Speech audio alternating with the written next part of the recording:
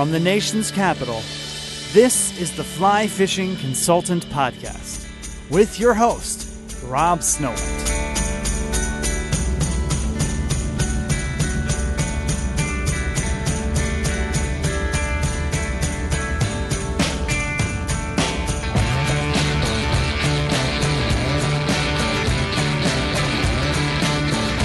This is the Fly Fishing Consultant Podcast. My name is Rob Snowhite, and yes, that is my real last name. This is the podcast for the client that's never picked up a rod or for the angler that's never wet a line. If you've hired me, this is what you should expect the first time I put a rod in your hand. And this episode is brought to you by Solace Stove, which started off as a simple, unique cooking stove, built strong and working really well, and now is an entire line of products. They come in a variety of sizes. I'm currently using the Titan camping stove.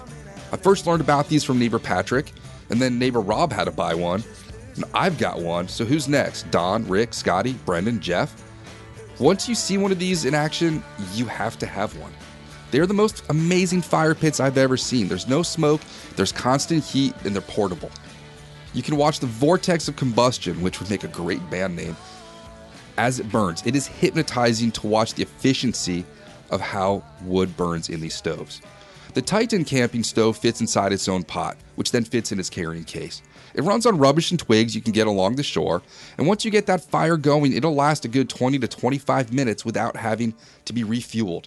You can feel the heat radiating several feet away. This is the stove for you to heat up your shore lunch in the winter. This is for you to warm your hands while you're steelhead fishing. This is to light the shoreline while you wait at dusk for the hatch to start. Be sure to use the link on my website and social media. Your purchases help me out. I apologize in advance for all the social media ads you're going to see, but they want you to know what you're missing out on. You can be the envy of your angling buddies and all your neighbors once it gets cool and fire pit season starts up again. Please go to my website for more information. Now, let's get on with that podcast. If you're just finding this podcast and you just picked up fly fishing, this is the episode for you. If not, if you've been doing this for years, you probably want to skip over this. But this is what I'm going to tell you if you meet me in a parking lot and I put a fly rod in your hand for the first time. This is the Novice Client Podcast. During COVID, a lot of people are picking up fly rods for the first time. So this is what I would cover if you're with me for the first time. This is what we discussed before and after we wet a line for the first time. Consider this a 101 for fly anglers. After this, you want to listen to the podcast titled A Novice Angler Walks Into a Fly Shop, and then you can go on from there. If we're on foot or walking, I always want you to bring a backpack because you're going to bring a bottle of water and you're going to put it down, and you're going to forget about it and have to go back for it. That's just something a novice client would do. Being on time is being 5 minutes early, and always listen to your guide. But if you're not hiring a guide, someone like me, and you want to know what all this is, and you're intimidated because this is all new to you, I'm going to try and break it down. Some things you should know first. You are responsible for your fly rod at all times, whether you own it or you are using one of mine. Don't walk with the tip down towards the ground. I make a living with my fly rods that I loan out to people, my clients. Please be careful with them. Don't back into trees or power lines. Don't backcast into them. Don't set the hook under a tree. Don't fall with your rod in your hand facing forward. Don't drop the rod or drag the reel across the ground. That's going to damage the reel. Don't step on the fly line. That's going to break it. And a broken fly line will have small fractures and cuts in it, which allows water in it, which will degrade your fly line. So please be very careful with my fly rods. If you're casting big flies, if you're putting them in the boat rod storage, whatever you're doing, be careful with rods. It does not take much to break one. So I'm going to start off with the anatomy of a rod. We're going to talk about reels, lines, leaders, flies, some basic first-time casting terminology, how to work the fly, different types of flies, setting hooks, landing fish, releasing fish, and then troubleshooting, things that are going to go wrong. It happens to everybody. I always tell my clients, if you're not getting tangled, you're not doing it right. A fly rod is a specialized tool made to bend like a spring. This bend stores potential energy into the rebound of the rod once it recovers. You bend it like a bow, it releases it. Instead of shooting an arrow, you're sending the line. Once it recovers from that cast is when that line goes off. You need to bend that rod in order to throw the line. Imagine jumping on a diving board when the board goes up, not down. It's going to be awkward. You're going to throw off the physics of it. It's the same thing with casting. Casting is just like a diving board. You need to jump down to get the energy in the spring, and then it throws you up. But you only can do it that way. You can't jump on a diving board that's going up. It just doesn't work that way. The energy from that bend, that potential energy, then is released. The energy travels down the rod and propels the line. The line moves the leader delivers your fly. So I say to my clients, you bend the rod throws the line throws the leader throws the fly. If you use too much muscle when casting, you're going to separate the rod pieces or the ferrules. So another thing you need to know is when you're putting your rod together, you need to twist some of the pieces on a multi-piece rod together, put them in at 90 degrees, and then twist them together. There'll be 2 dots, hopefully, on your rod. Those used to only come on fancy rods. You paid $50 to $70 extra to have 2 little dots on your male and female ferrule. You put them in 90 degrees, twist them together. Now, if you're casting incorrectly, you're going to be throwing energy incorrectly down that rod, and that's going to end up separating the ferrules. And at some point, your rod tip is going to separate, and probably part of it's going to go in the water. So let's talk about the anatomy of a rod. I'm going to open up the rod that I bought when I graduated high school with my graduation money from my great Uncle Harry. If you live in D.C. or visiting D.C., there's the Harold Black Bar on Capitol Hill. It is next to, which market is that? The market on Capitol Hill. I'm blanking on it. But Uncle Harry has a speakeasy named after him. So this is a rod. If you look at it, the bottom part of it, the terminal section, is called the butt. Now, some of them just end. Depending on what you're doing style of fishing, there might be an extension to that for you to grip for casting with 2 hands. It should be usually just made of rubber or cork, maybe cork and rubber, something synthetic that when you put your rod down for some reason, it's not going to damage the integrity of the rod. The next thing up is going to be probably some sort of screwy looking piece of plastic that goes up and down like this. And then here you have the locking part. So between your butt and the handle, you're going to have what's called a reel seat. This one is made out of wood. They can be made out of plastic. They can be made out of carbon fibers. It all depends what the rod is meant to look like and what it's supposed to do. They may be made out of cork for a very light rod. So the reel seat is where the reel attaches. And you basically put the foot of the reel up into the cork. There's a little grooved cutout section, and it's universal for all reels and all rods. And then you slide this little O-ring over it, and then you screw the reel. If the screw part goes up towards the cork, it's called an up-locking reel seat. If it screws down towards the butt of the rod, it's down-locking. Most modern rods these days are up-locking. Above that reel seat is the cork grip or the handle. You do not stick your fly in the cork. Now, maybe you want to do that with your rod when you're at the end of the day. Please do not stick any hooks into my corks. That damages the integrity and lessens the value of the rod and may just allow this cork to just fall apart faster. Also, take the plastic off your cork. If I do get a new rod, I will leave the plastic on it and go fishing just so people look at me. Because if you do that, it looks strange. And I know that it looks strange. I just want to get the funny looks sometimes. So if you're new to this, if you're a novice, some would call you a rube, you want to take that plastic off. It's not there to protect the cork. When you're fishing, it's to protect it in transit. If you don't have cork, it might be made out of some kind of foam or sticky rubber. But generally, it's going to be cork, which is membrane inside of an oak tree. It's lightweight, it's porous, it's going to get dirty. You can clean it off with denatured alcohol, with microscopic sandpaper. itty bitty sandpaper. You can use a wet towel and some soap to clean it, or you can also use nail polish remover. Right above your cork, and the corks are going to have different shapes based on the rod. Full wells, half wells, cigar, and that's just for the placement of your hand based on the style of fishing that rod was designed for. Some rods right above the cork are going to have a little metal loop. That's called your hook keep. Not all rods have them. A lot of rods don't have them now, with the theory that your fly line is going to get caught in them. I find that more a problem not to have a hook keep, especially when we're moving between locations on foot or waiting with clients. You do not string your fly line through the hook keep.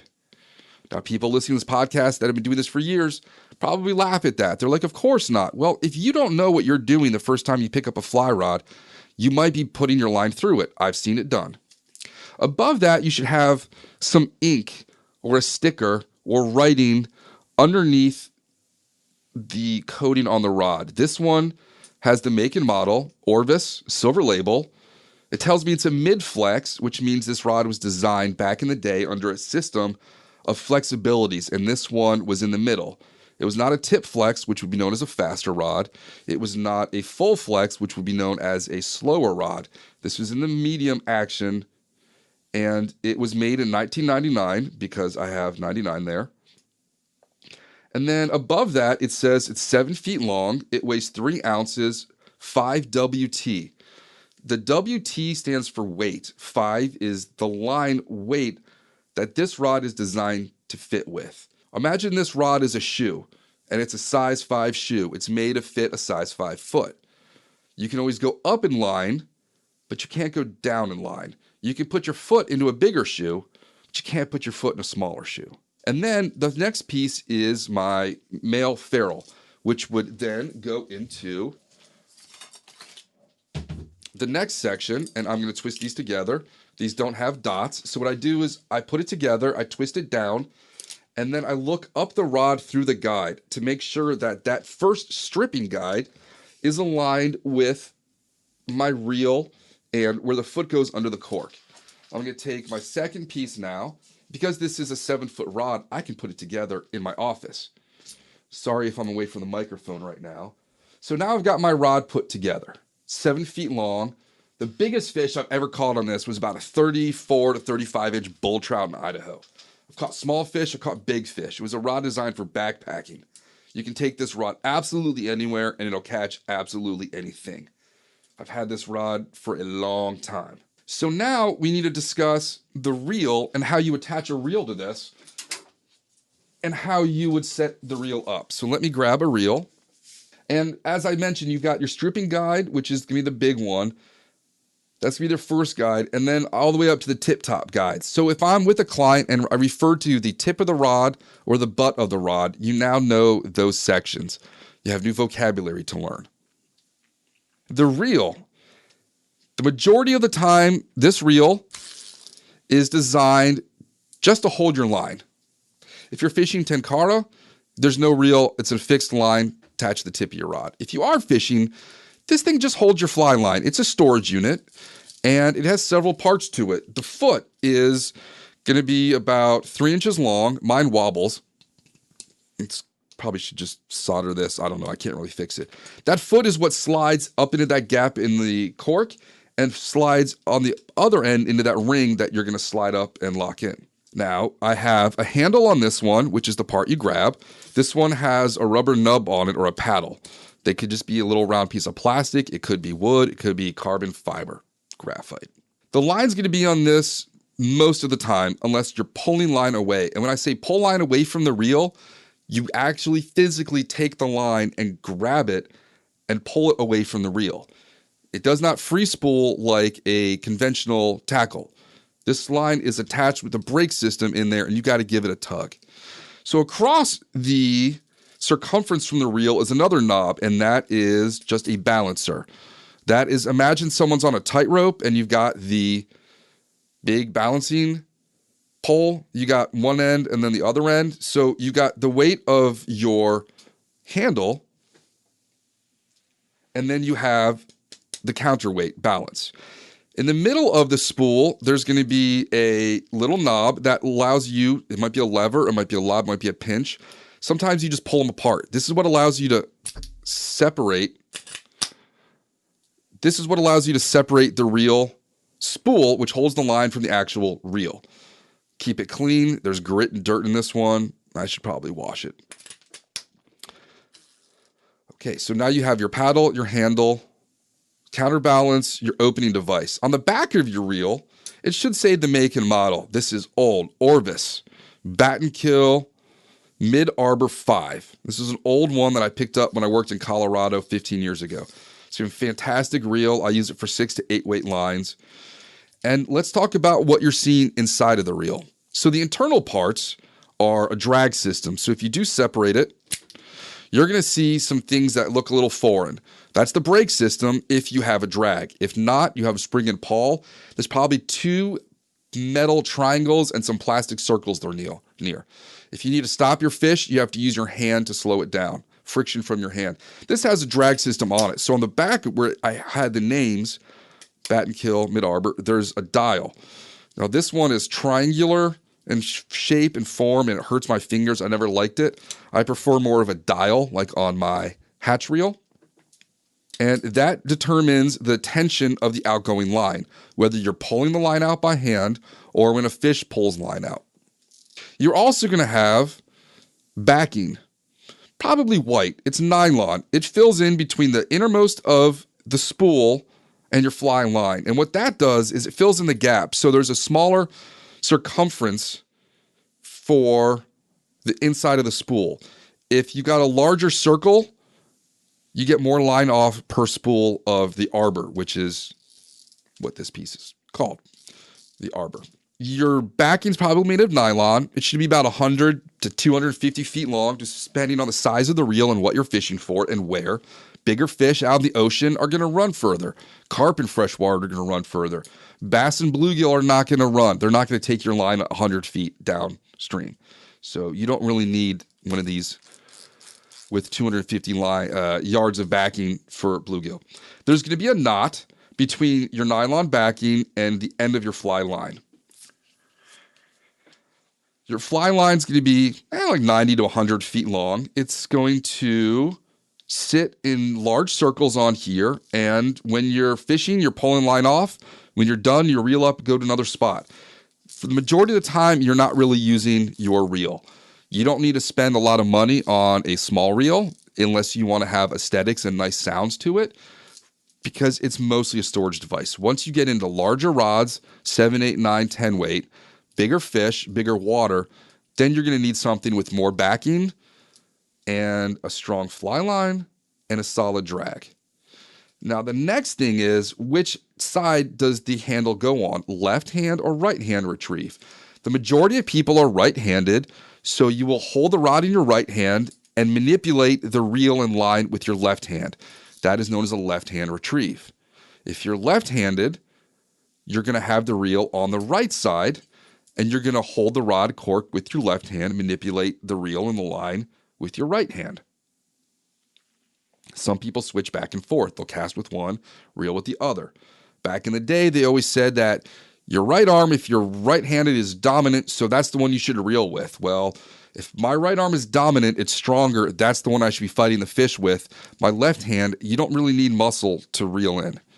It's not that, you're going to reel in fast regardless if you're stronger or not. It doesn't increase the rapidity of revolutions to be strong to crank a reel. So your fly line is, this one's bright green, and your line wants to get tangled on everything. So that's just going to happen. It's going to get caught on anything that's sticking out, any piece of backpack straps, shoelaces, flip-flops, tree branches, twigs, flower parts. Grape vines are particularly terrible at grabbing your line. So a line's going to get caught in everything. And what you're going to do is you're going to put your reel in, you're going to tighten it with the reel seat, and then you're going to pull line out, double it over so it doubles back on itself. You're going to fold the line and pull that through your guides. So the line itself is plastic. It's polyvinyl chloride. It has different colors based on where it resides in the water. A bright colored flying line is going to float on the surface. It allows you to see the line and others to see the line in case you're fishing in a crowded place. If it is clear or sort of a neutral color, it may float several feet in between the surface and the bottom. It may just hover 2 feet, 3 feet below the surface. If it's dark colored, blacks, browns, dark greens, it's probably going to sink, where it's not going to show up as much in darker, deeper water. Sometimes these are floating and they're filled with microscopic glass bubbles. That's what allows them to float. When you want them to sink, you impregnate them with something heavy, tungsten or lead, or something else that's dense and will make this line sink down. Lines are also maybe species specific. You may need one for specifically going to the tropics. You may need one for fishing cold water. You may need a line for fishing lakes and streams. You might need a small stream line. You might need a line for a bamboo rod. You might need a line for steelhead or salmon or for giant trevally. Modern lines have gone absolutely insane. When I was a kid, I had one line that did absolutely everything. And nowadays, you have one line per rod, per water type, per species. And it's getting a little out of hand. The evolution of lines has just gone absolutely crazy. The weight of the line, there's no tensile breaking strength. It's not 8, 10, 15, 20 pounds. This line will break under a certain amount of stress, but it's not calculated and labeled on the box. These go from, say, 0 to 12 weight, and they get heavier as the number increases. 0 being a very thin, itty-bitty line like a piece of angel hair pasta. 5 weight is like a piece of spaghetti. 7 weight's like a bucatini, where a 12 weight's like rigatoni, if that makes sense to you.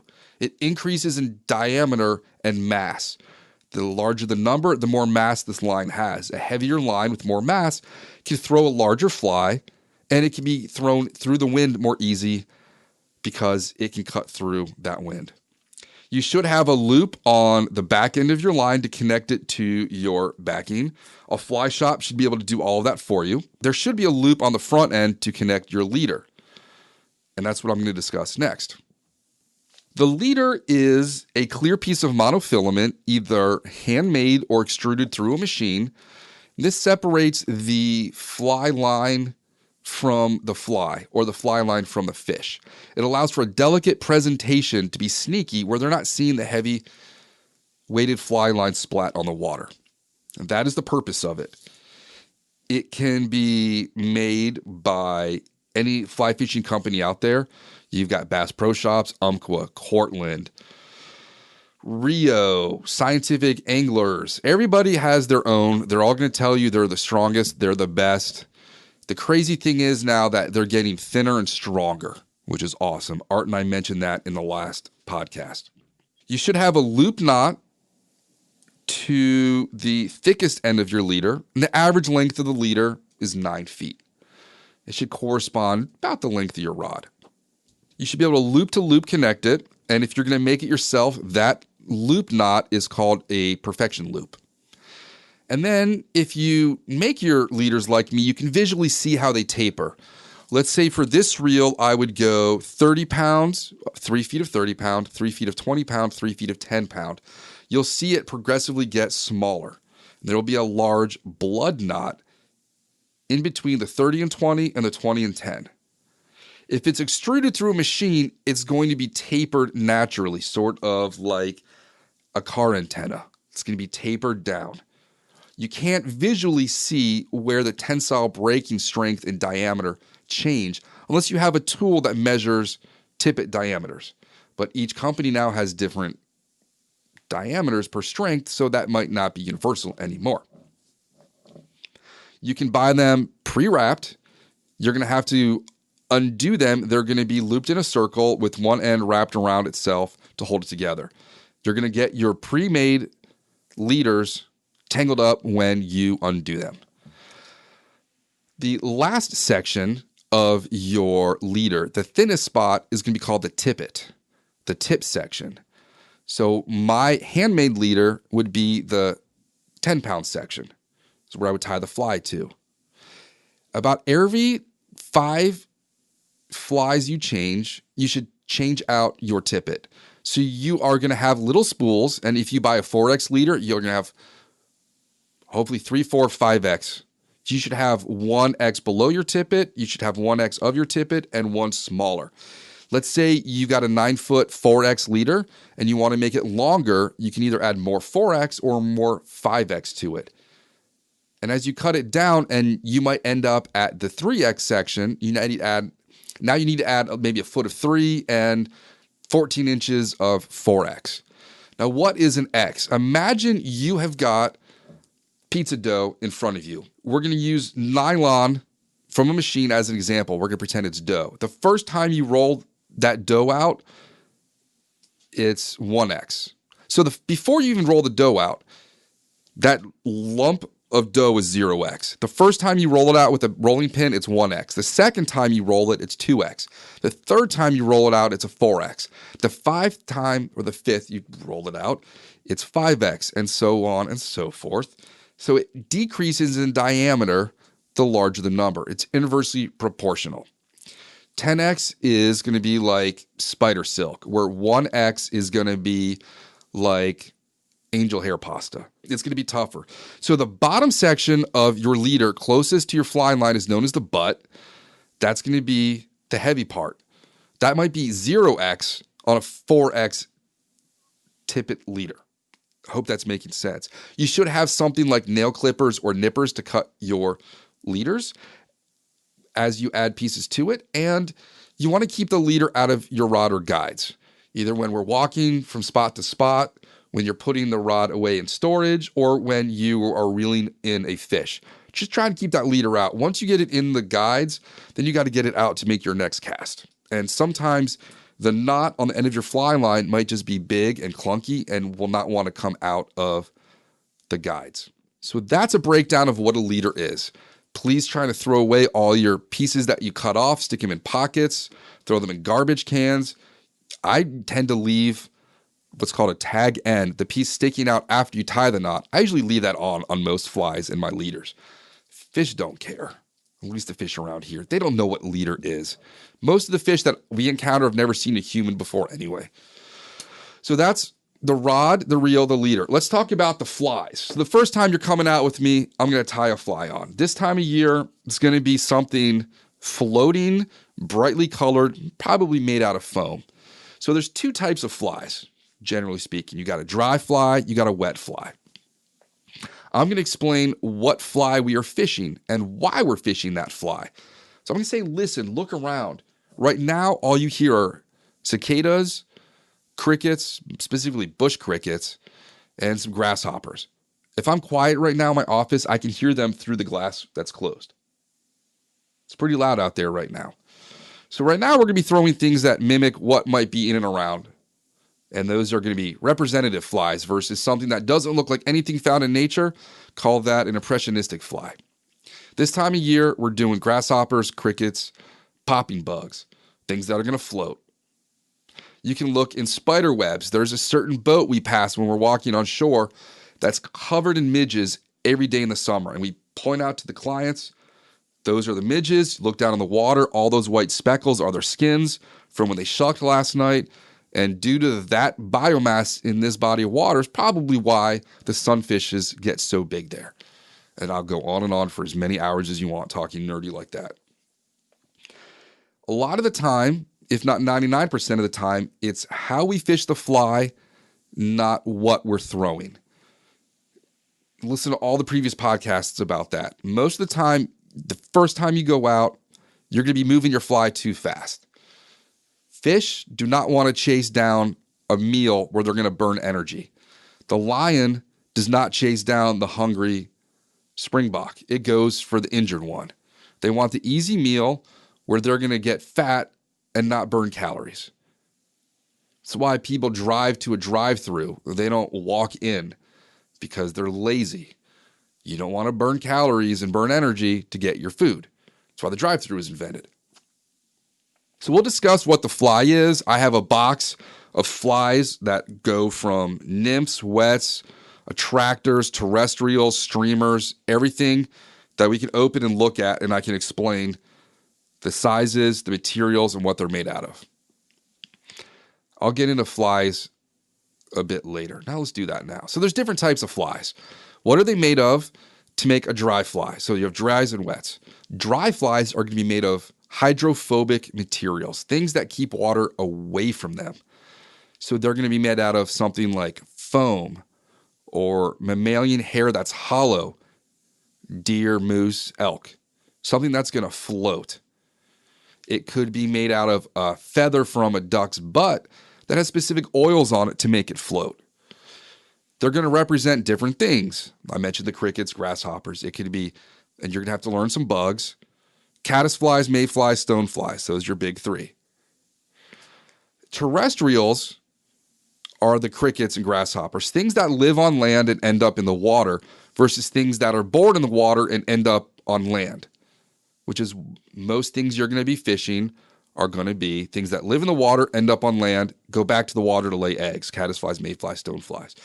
If it's born and spends most of its life on land and inadvertently ends up in the water, it's called a terrestrial. The term terrestrial was coined by the great fly fishers of middle part of last century in south central Pennsylvania. And you might need to have something to dry your flies if they get too wet. So they might not always be made of something completely hydrophobic. Deer hair and other natural materials will eventually become waterlogged, and you might need a paste or some kind of silica dry shaky stuff, like what comes in your food. If you order beef jerky, that little silica packet, you might need some of that ground up just to suck the water. You can just take a t-shirt like made out of cotton and put your fly on that, and it'll soak it all out. So dry flies are going to be above the water, fish looking up at them. Wet flies are going to be something hydrophilic. They're going to be below the surface. These can be broken down into streamers and nymphs. Streamers are going to represent more of bait fish, things that move through the water at a greater speed, whereas a nymph is going to be the larval stage of an insect. They can be made out of things that absorb water, like bunny rabbit hair, or chicken feathers, or rooster feathers, or yarns, or ostrich feathers, or I'm just looking around my office right now, strings. There are plenty of things that soak up water, and they're going to allow this fly to sink down to where the organism that you're representing lives. They're going to represent caddisflies, mayflies, stonefly nymphs, or those flies swimming to the surface, emerging, known as emergers, to become adults, which is then you would represent them as a dry fly. And I'll go over what we're using and why, and explain it, and give you the whole biological breakdown of why something is feeding on that at that particular time that we're out. Okay, so that is flies. Let's talk about casting now. So the fly rod is a specifically highly designed tool to be used in a certain way. If you use it properly and efficiently, it does all the work for you and allows you to have a fun day, afternoon, evening, morning of fly casting where you are not hurting yourself, damaging the rod, or getting tired. If you do the work, the tool isn't going to work properly. And I'll explain that in a minute.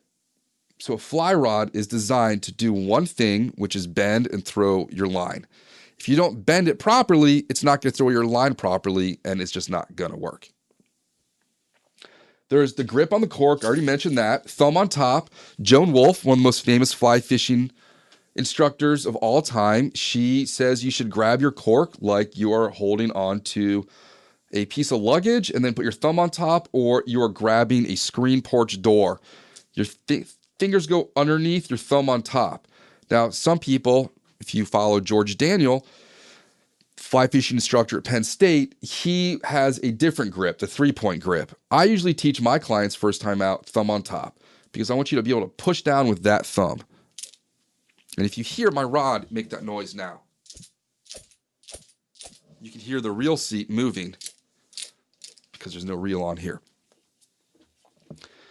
Your trigger finger, which is going to be on your right hand, should always have the line underneath it.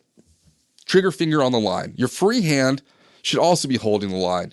You should always have at least one point of contact with your fly line, be it pinching it in your left hand if you're holding it with the right hand, the rod that is, or your index finger holding to the cork. I'll say trigger finger. And that's going to make your line taut. There's not going to be any loose line in it, which is going to interrupt the flow of energy down the rod. The casting motion should be like a karate chop. Just take your elbow down and, as Austin Powers would say, judo chop. That's it. It is a chopping motion. If you can karate chop, you can throw a fly line. Now do that with your index finger sticking out. You're pointing up at the sky. Now you're pointing directly in front of you. That is the exact motion that rod should be going in. Your rod points up, your rod points in front of you. I don't want you using your wrist.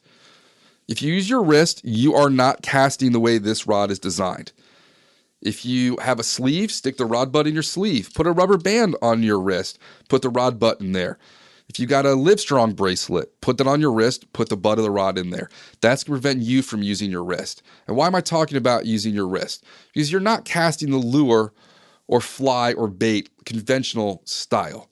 It's a completely different transfer of energy. The energy transfers from your elbow down to the end of the rod. This rod is an extension of your arm. For my older clients, I'll ask if they remember the old Luke Skywalker action figure where the lightsaber came out of his arm. That's exactly what this rod should be like. You're going to have a regular length arm, and now you've got a 9-foot long arm. You move the rod moves the line moves the leader moves the fly. Where you point your rod tip is where your fly should land unless it's windy. If it's windy, you need to throw a couple feet in the opposite direction so the wind will blow it to where you want it to land. You have to overcorrect it. Now, if you move your wrist, it loses the transfer of energy. You're breaking the circuit of energy, the circuit of electricity. If your elbow is a battery and the tip of your fly rod or your fly is a light bulb, and you use your wrist, you're breaking that circuit. The light bulb won't light up. If that rod is along your arm, maybe 1 inch off your wrist is okay. But once you bend that wrist and your rod is now perpendicular to your forearm and is parallel to your upper arm, you've lost all that energy transfer. And then your forward cast is going to be you doing the work because the rod was unable to bend. You're moving the rod too much, which doesn't allow it to do the efficiency it was designed for. Less is more. Whatever you think you need to cast, do it with half the energy. And then cast, and then do it again and do half the energy. If I can hear you casting, whoosh, whoosh, whoosh, whoosh, that's you doing the work, not the rod. A hard cast and a soft cast will deliver the fly the same exact distance unless you're being somebody that wants to show off and throw 80 feet a line. 30 feet, which is what we're mostly going to be casting, you can do the same cast as hard as you want and as soft as you want, and they're going to go the same distance. A tough guy cast goes the same distance as a granny cast. Longer rods are easier to cast. It has to do with the 3-4-5 triangle. Now, I consider myself a Fibonacci and not a Pythagorean for you math nerds. So you can go take your 3-4-5 triangles and study that. But your rod and your body is going to be one axis. The water is going to be another axis. And the line from the tip of your rod all the way to the water is the hypotenuse. So if you can lengthen, and my client George, who's 7 feet tall, he's already got this going for him. The taller you are and the longer the rod, the longer you can cast. There are 3 casts I will teach on any basic starting lesson. And we did this with Andrew on the boat the other day, and he was doing fantastic. Work on the cast, then work on accuracy. The overhand cast or the Brad Pitt. Lift the rod, throw the line behind you, and stop the rod. Wait for that line to straighten out. You're going to feel the bend of the rod. The fly line is going to stop. Throw it forward. That's the overhand Brad Pitt cast. Lift your rod. Keep the rod in a straight line. Speed it up. Stop. Drop the rod. Lift, stop, drop. The roll cast, and you can learn to overhand cast like Brad Pitt. That's great. What I determine the quality of a caster is the roll cast. Learn to roll cast and you can fish anywhere. This is what separates amateurs from experienced. Slowly point the rod at the sky. Your fly line is going to drag back towards you. Keep the fly in the water. And then I'm going to say, no, the fly in the water. You took the fly out of the water. Nope, you did it wrong. Do it again. The fly stands in the water, and then you just drop the rod 90 degrees, like you're karate chopping. And that fly line will turn over itself and launch. The third one is the bow and arrow. If you have Amazon Prime, I instruct you to watch the Joe Humphreys Live the Stream. You can watch that dude bow and arrow cast 30 feet under a tree to a little stream that's covered in a canopy of trees. It's absolutely amazing. Bow and arrow is you grab the fly with the hook point away from you, pull the fly back, your rod's going to bend back towards you, and then you're going to let go, and that potential energy now is going to throw that line forward. It's what you do when you're in tight quarters. Those are the basics of the rod, how to hold it, and the basics of the cast if you're the first time with me. Once your fly gets out there, you're going to have to work it. Again, it's not what you throw, but how you move it. To move the fly, there are a couple ways. You can strip in the line. Your rod tip is facing down, and you got the trigger finger on your right hand holding the line, and you're just going to loosely hold it, and you're going to pull the line through your index finger and drop it. Strip and drop. Strip and then pinch the cork. Strip, pinch the line of the cork, strip, and now your fly is moving through the water. If you want to make that fly have more action, you can move your rod. Move the rod tip. It's flick and swish like Hermione. Move your rod like the second hand of a clock. Tick, tick, tick. Imagine there's a dragonfly on the end of your rod and you want to shake it off. That's the motion. These are the analogies I say when we're out with clients. So you can strip the fly in, you can twitch the rod, or you can cast and then just twitch your fly without stripping the line. That cork will have the line taut. You will now be holding the cork and pinching the line to the cork with your right index finger because you're not casting right now. And you're just going to twitch the rod. Now, if you twitch that fly back to you, it's in perfect position to do a roll cast, so you can roll it out now. Twitch, twitch, twitch, roll. That's kind of what we do when we're shad fishing. Another way you can impart action into your fly is look at the fly line, the first 2 feet of line coming out of the rod tip. I want you to just lift the rod and flick the rod tip. Make that line jump all around. And then watch how that goes down your fly line and eventually ends up on your fly. It's like you're sending sine waves down the fly line to the fly, and your fly is the terminal point of that line, so it's going to move. It's going to twitch back and forth. It's a fantastic way to entice a largemouth fish to bite, which is what Art and I discussed again in the last one. Now, setting the hook. A lot of people don't do it hard enough, they don't do it fast enough, or they do it too hard and they throw the fish over the boat. I'm usually watching the fly, not so much watching your back cast when we're fishing. If we're doing casting lessons, I'm watching your back cast. Mostly I'm watching your fly because I'm going to see things you won't. So if I yell set the hook or lift, jerk the rod back really fast. Imagine you got a 10-pound omelet and you're flipping it over your head. And you want to make sure you either are holding the line with your left hand or against the cork because that line needs to be taut to hook a fish. So you set the hook and your fly goes down and your line is taut and your rod is bent. Keep your rod hand still. Don't be moving that rod. Now, you have two choices. Are you going to strip the fish in or are you going to reel it in? Now, if you reel it in, and this is when I show them that one revolution of that reel handle only pulls out maybe 6 inches of line. Whereas you can take that line and strip it. And then I say, no, not like you're stripping a fly in. Strip it to your left hip bone. And now my hand is going from 6 inches of pull to 3 feet of pull. And I can bring that fish in. Once you get the leader and fly line connection to the tip of your rod, lift the rod, bend it back, bring the fish in. It's pretty simple. Now, if your rod is bent, that fish is going to stay on.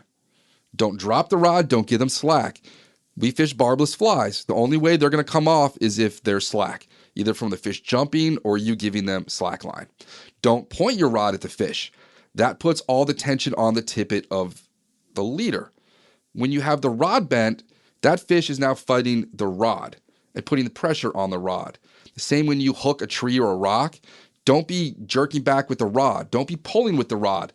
You're putting tension on the tip of the rod. You're not going to break a rod over a fly. Strip some line out, get the line from the tip of the rod, and pull the line. That way. If your fly breaks, that's better than your rod breaking. Now, if you're swinging your fly rod all around like you are, what's a good analogy? I had an analogy for this. What am I doing? Like you're a crazy person with a sword, or I don't know. Like you got light sticks at a rave party. You don't want to be doing that. Every time you move that rod, and I keep hitting my LED lamp, every time you're moving that rod, you are changing the angle of the hook in the fish's mouth. And if you move it to a certain angle, the fish is going to pop off. And I'll demonstrate this when we hook a fish. We'll pull up a small bluegill, and I say, just grab the fly and turn your wrist to the right, 90 degrees. And that fly will turn, the fish will move a little bit, and the fish will just drop back in the water because the hook was just at the angle where it falls out. Use smaller hooks when you can, to less damage to the fish and you. Smash those barbs. And just don't move that rod. And it's going to take a couple of times for you to get the instinct on when to set the hook. It really is an instinct. When you can visually see it, it's more fun when dry flies are on top. When they strike and the fly is below the surface, you have to watch your line to see if it straightens out. Or if you got a bobber, you watch to see your bobber go down. So landing fish. We're going to keep the leader out of the rod, barbless. We're going to try to have our hands wet. If I'm wearing gloves or my hands are dry, I'm going to try to handle the fish in general, minimal as possible. Least amount of possible, unless we're taking pictures of it. Try not to drop them in the boat. Try not to drop them on the rocks, on a dock. You want them to land in the water. So preferably, hand place them back in the water. Some fish you have to throw back in the water. Others you can just lower down. Sometimes at 4 Mile Run, when we wade there, you drop a fish in, it'll always go between your legs. It's strange, but they do that. Be gentle. Put them head first in, and just, there's a whole mucus coat on that fish. So try not to touch them. I have a whole podcast on fish slime. Look that up. Now let's finish this off with troubleshooting, because you're going to be a novice angler and stuff's going to go wrong. You're going to be getting tangles on your fly. When your fly wraps around the tip of your rod, don't shake your fly rod all around. You're going to make the tangle worse. I always know when someone says, oh, I got a tangle. I know if they got a tangle and just stood there and waited for me versus if they had swinging the rod all around in circles trying to undo it. You're going to make it so much worse. I like to say I've always seen worse, but one guy was literally the worst, where I just cut his whole leader off and we just cut the fly off and threw the leader in a garbage can behind us. That was a bad one. So things that are going to go wrong with you and your rod. You are using 80% more energy than you need to cast. So listen to your guide. You are moving way too much.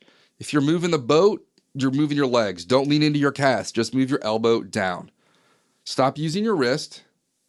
You're also going to be moving your rod too far behind your ear.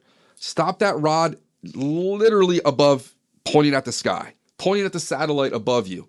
Don't bring it behind your head. So I always know my wife might need extra time getting ready, or my daughter. So if I say we need to be out the door at 5 o'clock, I know they're going to be ready at 5:30. So I tell them we need to be ready at 4:30. So I adjust for it. I overcompensate.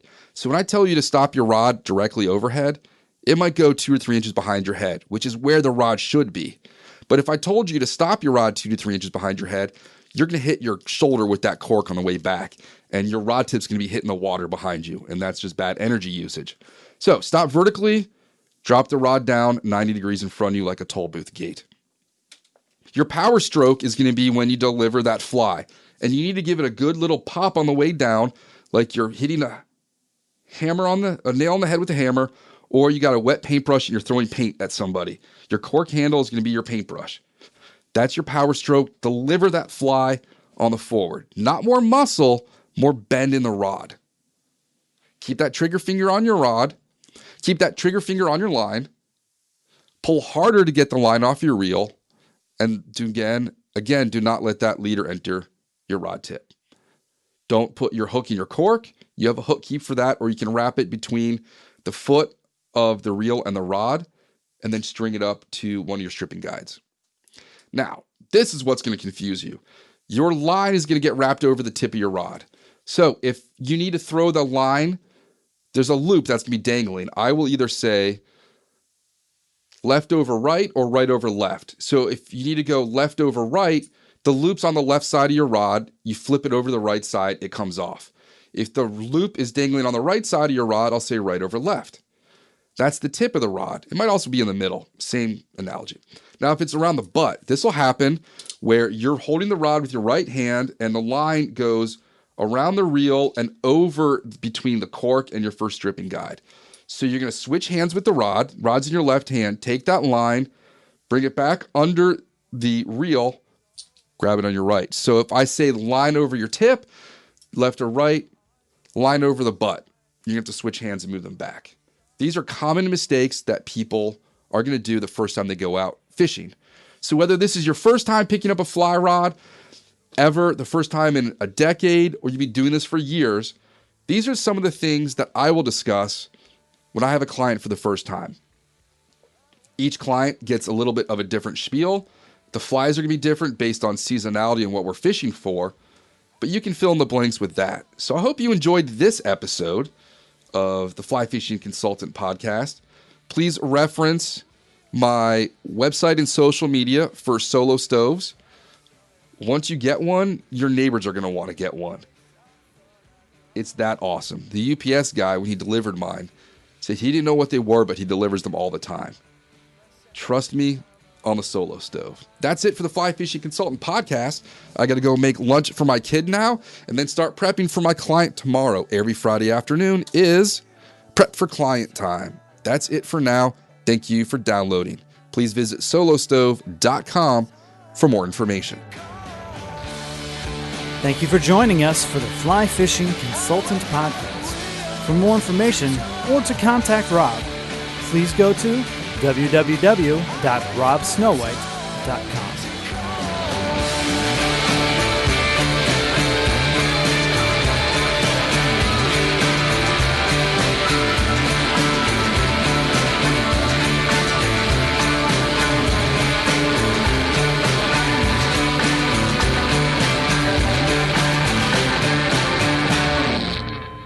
This podcast is brought to you by Freestone Productions at freestoneproductions.com.